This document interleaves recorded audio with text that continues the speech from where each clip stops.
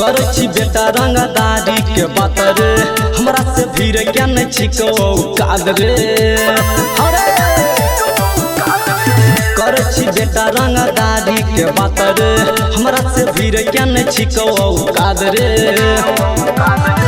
बोल भेजे बोली मार देबो बोली हाय हां राइफल में गांजा दुकाई छोई रे हां के बच्चा बच्चा कोई नहीं के कदो से डराई छोई रे बेगूसराय छिए यहाँ राइफल से खूटा ठोकाई छोई रे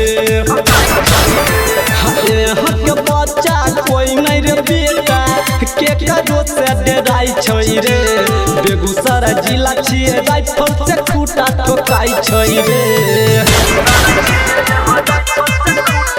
music by Nitish Virat Darbhanga.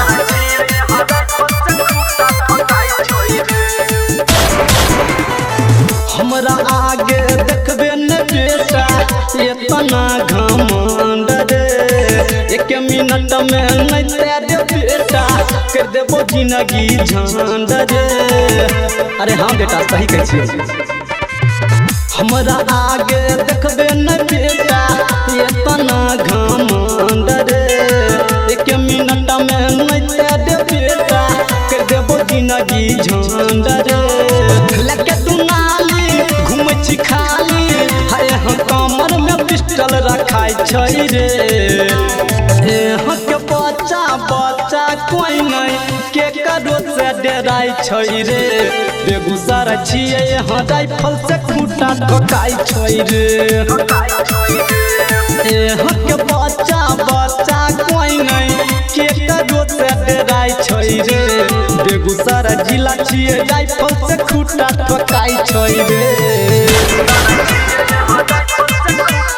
Music by Nitish विराट दरभंगा।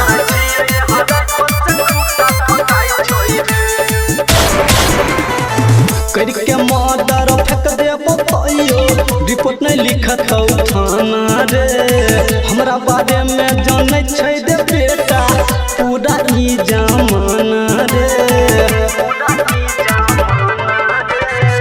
करके मर्डर फेंक देबो तैयो रिपोर्ट नहीं लिखत थाना रे हमरा बारे में सुने दे बेटा जानै छै जमाना रे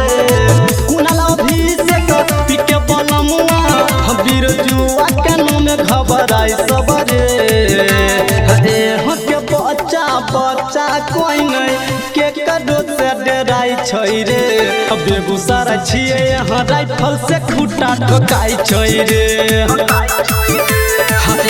के बच्चा बच्चा कोई नहीं के कदो से डराई छै रे बेगूसराय जिला छिए राइफल से खूटा ठोकाई छै रे। अरे बच के रहिए बेटा।